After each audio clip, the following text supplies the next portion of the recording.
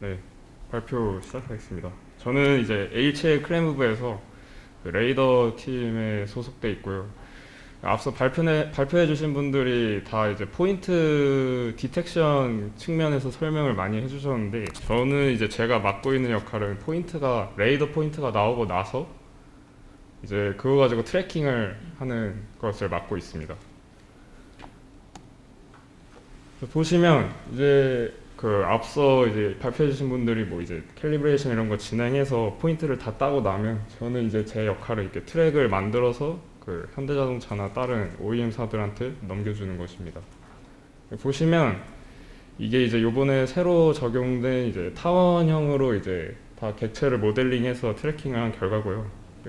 보실 수 있다시피 이제 교차로에서 정지해 있을 때 좌회전하는 차도 이렇게 볼 수가 있으시고, 우회전해서 오는 차도 있고, 네, 그런 식으로 볼 수가 있습니다.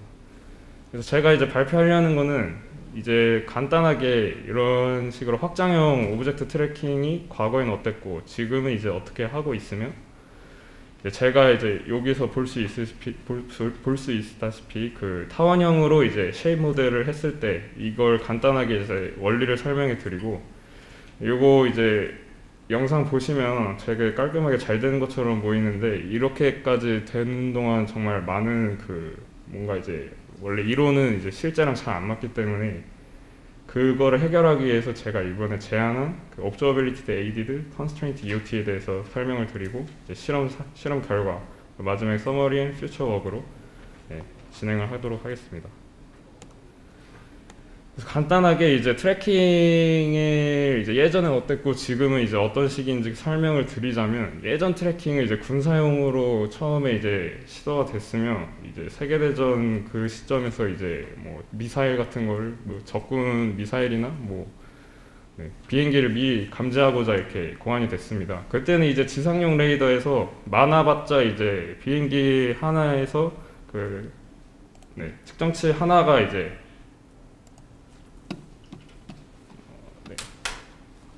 그런 식으로 이제 그런 이제 메저먼트를 처리하기 위해서 PDA나 JPDA 필터를 사용했었고요. 근데 이제 이게 나중에는 이제 편대를 이제 추정하는 문제가 생깁니다. 편대 같은 경우에는 아까는 이제 포인트 트래킹인데 얘는 이제 그룹 트래킹입니다. 그래서 하나의 그룹에 대해서 여러 이제 디텍션들, 이런 점들이 많이 있을 때 이거를 반영한 이제 메저먼트 모델이 RFS라고 랜덤 파이널 셋이라고 있습니다. 이거는 이제 벡터를 추정하는 게 아니라 랜덤한 집합을 추정하는 거고, 이거를 기반으로 돌아가는 pH 필터를 사용했고, 랜덤 매트릭스라는 또 새로운 형태의 필터가 등장을 했습니다.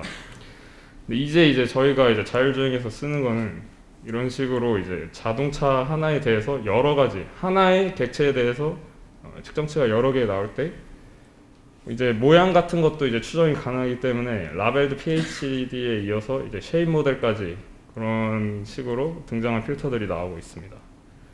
제가 이제 여기서 사용한 게 타원형 기반으로 이제 쉐입 모델을 한 건데, 왜 타원을 쓰냐 하면, 일단은 이제 타원이 직사각형에 비해서 수식적으로도 표현하기가 쉽고, 그 다음에 일단은 자동차 모양이 약간 타원을 좀 길게 늘어뜨린 거 비슷하지 않습니까? 그런 식으로 해서 등장한 건데, 이 빨간색 ZKI 측정치가 이제 유도되는 식을 이런 식으로 쓸 수 있는데, 좀 간단하게 나타내자면, 이런 식으로 검은색 벡터 HXK가 있고, 파란색 벡터, 그러니까 타원이 생겨먹은 거에 따라서 정의되는 그 파란색 벡터, 그리고 이제 레이더 자체의 오차에 의한 빨간색 VKI 벡터, 이런 식으로 측정치가 배정이 되는 것을 이제 표현할 수가 있습니다. 이런 식으로 이제 HKI가 만약에 그 노멀 디스트리뷰션을 따른다면 이런 식으로 이제 타원형 위에 그 여러 가지 측정치들을 어디에 분포되어 있는지 수식적으로 표현을 할 수가 있게 됩니다.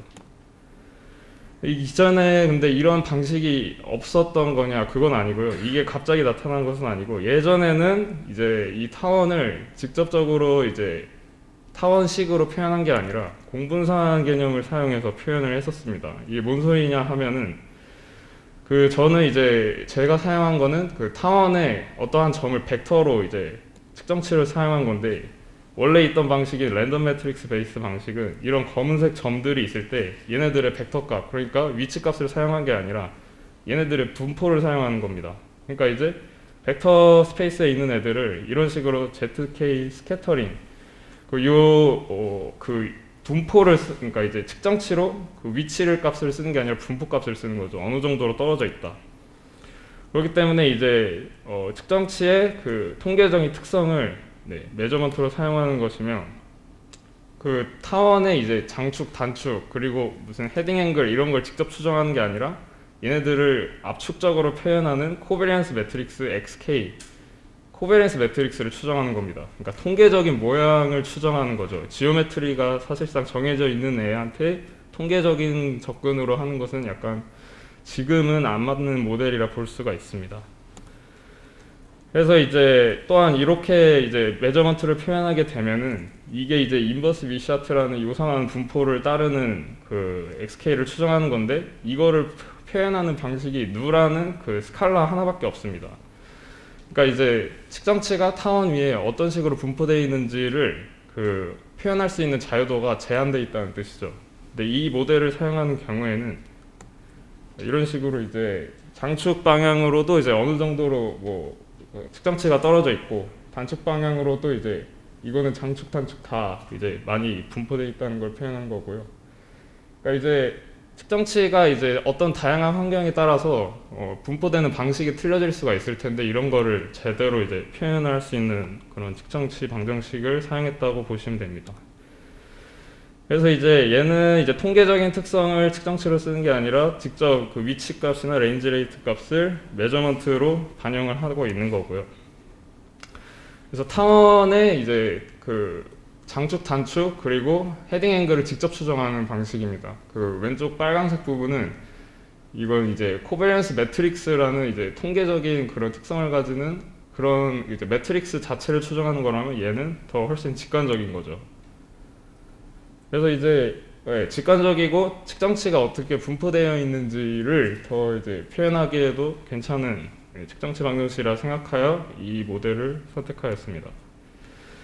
근데 이제 모든 게 이제 이론적으로만 다 이론으로 이제 모델을 한 대로 다 되면은 아주 해피한 상황이겠지만 보통은 그렇지 않습니다. 왜냐하면 이제 그 불균일하게 측정치가 이제 측정치가 관측이 되는데 주요한 경우가 이제 컷인을 하거나 자차에 대해서 타겟 차량이 컷인을 하거나 자차 옆에 있던 차량이 이제 레인 체인지를 하는 경우가 있습니다. 그래서 모델 한 대로 이렇게 타원 위에 이제 고르게 디텍션들이 분포하면 제가 선택한 모델이 잘 굴러가겠지만 실상은 이제 옆면만 이렇게 되기 때문에 그 측정치 모델에서 그 타원 위에 고르게 분포한다는 그 가정 때문에 이런 식으로 일자형 측정치가 생기게 되면 이렇게 바이어스된 형태의 잘못된 바이어스된 그 측정치가 생기게 됩니다. 그 레인 체인지도 이렇게만 이쁘게 모양이 나와주면 그 측정치들이 파란색 모양으로만 찍혀주면 아주 잘 추정을 하겠지만 실상은 이렇기 때문에 결국에는 이제 어댑티브 크루즈 컨트롤 성능 면에서 이제 페일이 일어날 수 있는 중요한 요인이 되는 거죠. 그래서 제가 제안한 방식은 이제 Observability Aided Constraint UT라고 되게 어렵게 보이지만 Observability는 일단 여러분들이 수학적으로는 한 번씩 배워보신 적이 있습니다. 추정 쪽을 하신 분이라면 이제 어떤 제가 추정하려는 거에 다이나믹 비헤이비어나 메저먼트에 따라서 진짜로 내가 추정하는 게 결국엔 추정 오차가 0으로 수렴할 수 있냐의 문제인데 간단하게 설명하자면 코끼리의 모양을 추정하고 싶을 때 맹인들이 얻는 측정치, 코끼리의 질감이나 체온이나 어느 정도 강직도 이런 거는 아무리 많은 측정치가 주어져도 결국엔 지오메트리를 추정하는 데 도움이 되지가 않습니다. 그러니까 이런 시스템은 가관측하지 않은 거죠. 대신에 이렇게 비주얼 메저먼트 하나만 딱 주어주면 지오메트리가 뭔지 바로 알 수 있기 때문에 이건 가관측한 시스템입니다. 이렇게 간단하게 설명을 해보았고요. 보통 이제 배터리가 얼마나 남았는지 파워 시스템 그리고 INS, IMU랑 GPS 시스템, IMU랑 GPS 측정치를 사용해서 로컬라이제이션을 한다거나 아무튼 이 멀티 오브젝트 트래킹처럼 에스티메이션을 하는 어디든 사용되는 개념입니다. 그래서 이제 케이스 스터디를 해봤는데요. 일단 옵저버빌리티에 대해서 이제 제가 추정하는 그 32번 트랙에 대해서 그 공분산 값이 어떻게 나오는지를 먼저 봐야겠습니다. 이건 이제 인트로덕션 때 봤던 교차로에서 좌회전 및 우회전을 하는 상황이고요. 이 32번 트랙에 대해서 이제 공분산 값을 한번 살펴본 거죠. 여기 보시면 왼쪽에 있는 게 종방향, 행방향 위치에 대한 공분산 값이고 오른쪽에 있는 게 헤딩 방향에 대한 공분산 값입니다. 이제 케이스 스터디를 통해서 알 수 있는 거는 위치 값은 거의 추정이 시작되자마자 빠르게 이제 수렴이 되는 것을 볼 수 있지만 속도 값은 조금 더 느리게 추정이 되고 랭스 값도 그에 준하게 느리게 추정이 되고 헤딩 앵글 같은 경우에는 제일 느리게 추정이 되는데 이렇게 추정이 되는 순간을 확보해 보면 이거는 이제 터닝을 했을 때입니다. 그러니까 이제 그 타겟 차량이 어느 정도 헤딩 앵글의 변화가 있을 때 이런 식으로 헤딩 앵글에 대한 정확도가 올라간다는 거죠. 근데 이거를 이제 왜 썼느냐, 옵저버빌리티를 왜 도입했냐라고 하면은 제가 이제 NHC 그 자동차가 있을 때 그 자동차의 옆방향으로는 슬립이 안 되고 뭐 위아래로 움직일 수 없다는 컨스트레인트를 사용한 건데 이거를 트랙 유지 측면에서 이거를 이제 계속 사용하면은 트랙 유지가 잘 안 될 수 있습니다. 그래서 초반에 추정이 잘 안 된 상태에서 이걸 바로 쓰는 게 아니라 가간 측성이 어느 정도 확보가 되고 나서 이 NHS를 쓴다는 게 제 이제 제안한 방법의 핵심입니다. 그래서 실험을 한번 진행해 봤는데요. 실험은 이제 공로에서도 한번 해보고 공로에서 레인 체인지 상황이 있고 그 다음에 클러터가 매우 이제 많은 좀 챌린징한 환경인 지하 주차장에서 컷인 상황을 재현해 봤습니다. 그래서 이제 보시면 이거는 일단 이제 저희가 그라운드 트루스를 따로 취득을 못했기 때문에 그 영상으로 보시는 게 아마 제일 빠를 겁니다.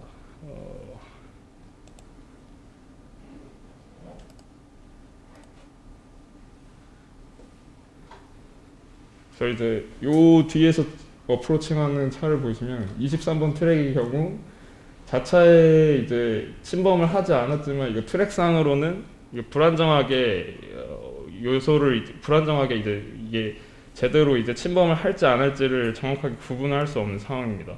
하지만 이제 제가 제안한 이제 알고리즘을 사용하는 경우 23번의 이제 트랙을 보시면 죄송합니다. 네.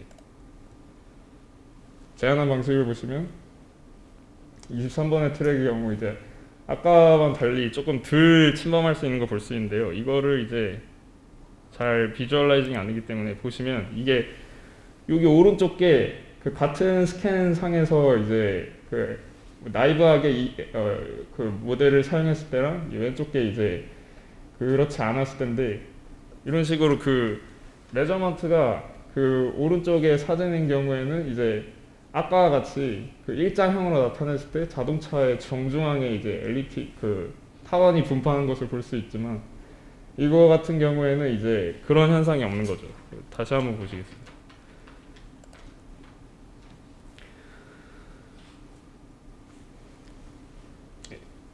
보시면 그 이제 자동차의 옆면으로 인식하는 식으로 트래킹이 이루어지는 것을 볼 수 있습니다. 좀 더 이제 극명하게 나타나는 게 이제 컷인 시나리오인데요. 이건 이제 나이브하게 이제 NHC를 적용하지 않았을 때의 상황입니다. 보시면은 이제 앞에 자동차가 이제 진행을 하면서 충돌하지 않았는데 여기서는 이제 충돌한 것처럼 그런 바이어스된 에스티메이션이 이루어질 수가 있는 것을 볼 수 있는데 NHC를 적용하는 경우에는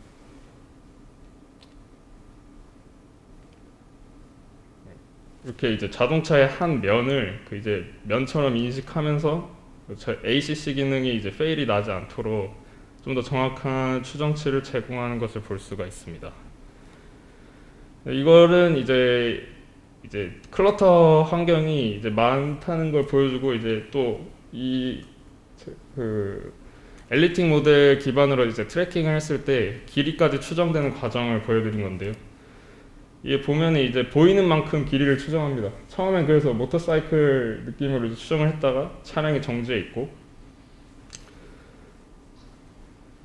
그다음에 다시 이동하면서 보이는 만큼 또 차량의 길이가 이제 길어지는 것을 볼 수가 있습니다. 네. 그리고 앞에서 이제 컷인을 하면서 이런 식으로 원래는 이제 이걸 적용하기 전에는 이런 식으로 지오메트리가 정확하게 추정이 안 돼서 앞에 차량이 컷인을 해 있지만 ACC가 작동을 하지 않아서 앞으로 갈 수 있다. 이런 식으로 페일이 났었던 문제가 있어서 이거 이제 문제를 해결하고자 이 알고리즘의 시작이 되었고요. 그래서 서머리를 하자면 이제 엘리프틱 쉐입 모델, 타원형 모델을 그냥 사용하는 것은 문제가 있으니까 이제 컨디셔널, 제한적으로 논 홀로노믹 컨스테이트를 사용하자가 이 알고리즘의 주 요지였고요. 근데 이제 이러한 추가적인 해결이 필요했던 이유는 논 유니폼리 디스트리뷰트, 비균일 디텍션이 있었기 때문이고, 그 다음에 ACC 퍼포먼스가 이제 이 알고리즘을 적용하는 경우에 그 타겟 베이클이 앞에서 자차를 컷인하거나 레인 체인지를 하는 상황에서 좀 더 정확하게 할 수 있다라고 이제 말씀을 드릴 수 있습니다. 퓨처워크로는 이거는 일단 제한적으로 ACC 성능만 개선해보자 하고 한 거였는데, 지금은 이제 전체적인 일반적인 상황에서도 추정을 잘 요거를 한번 바꿔볼까 지금 고려 중입니다. 제가 좀 작게 했는데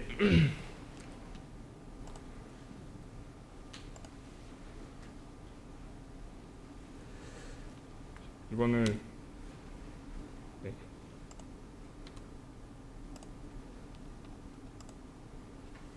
큰 화면으로 보여주는 게 나을 것 같아요.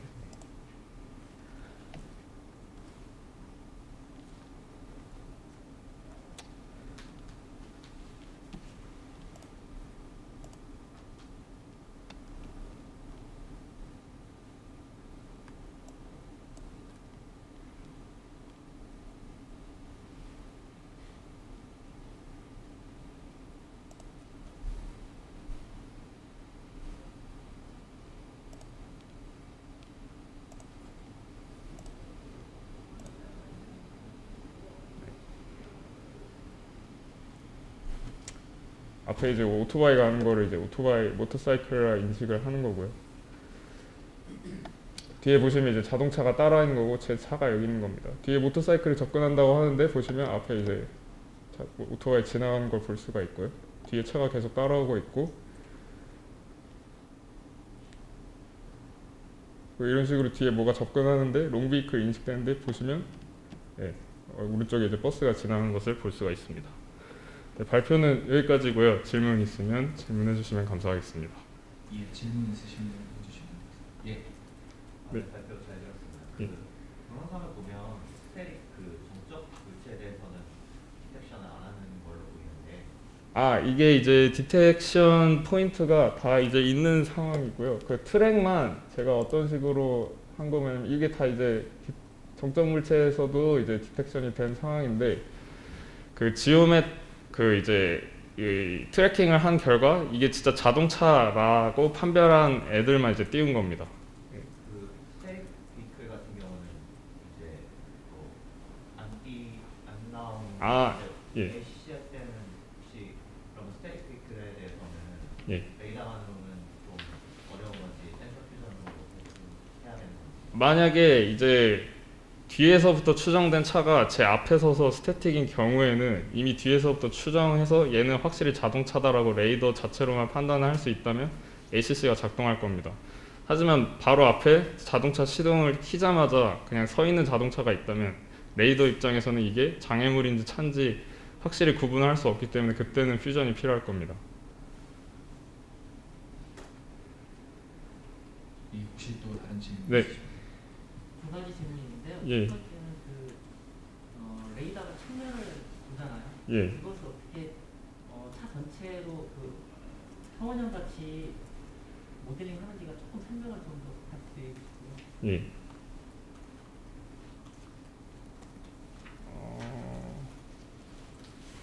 이렇게 뭐 이제 균일하게 나와줘야 된다고 이제 제가 말씀을 드렸는데, 실제로는 측면 그렇게 네. 이렇게 했을 때 일단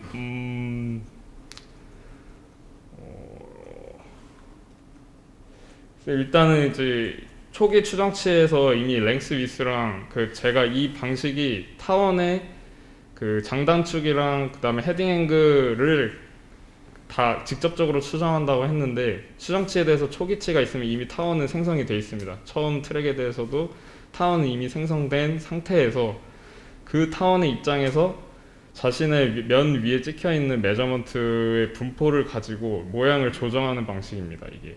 그래서 일단 초기 타원을 초기치로만 주어만 진다면 이 메저먼트들이 어떻게 찍혀 있느냐에 따라서 그 모양이 조정될 거기 때문에 비균일하게 찍혀 있으면 만약에 일자로만 계속 나와 있는 상태로 찍히면 타원이 얇아질 겁니다. 혹시 답변이 되었을까요? 근데 어쨌든 차 지금 저렇게 찍힐 건데 예. 이렇게 저거를 옮겨야 되잖아요. 차 모양으로 타원이 이동을 자동 스스로 하겠지만 어떤 방식으로 하는 게 궁금해요. 일단 이제 스테이트를 추정할 때 모양만 하는 게 아니라 이게 이제 차량의 위치 속도, 그 횡방향, 종방향 위치 속도 그 4차원에다가 그다음에 그 차량의 이제 그 타원의 그 위스 랭스 그다음에 헤딩 앵글 3차를 추가한 7차 오그멘티드 방정식이라서 그 다 이제 커플링이 되어 있습니다. 그 독립적으로 추정을 하는 게 아니라 다 같이 커플링 되어 있는 방식입니다. 또 하나는 이 SCC에서는 이제 상대 속도가 낮은 상태에서는 잘 적응이 되는 것 같은데 향후 자율주행을 위해서는 함수 속도가 큰 경우에도 이제 감지해야 될 것 같은데 그때에 대한 시험을 좀 해보셨는지. 일단은 저희가 이게 처음에 왜 하게 됐냐면 그 자차의 정지 상황에서 그 뒤에서 오는 컷인이나 레인 체인지가 제대로 잘 안 돼서 이런 걸 써보니 좀 되는 것 같다라고 시작을 했었거든요. 근데 이제 그런 일반적인 상황에 대해서는 아직 좀 실험을 더 해봐야 되는 상황입니다.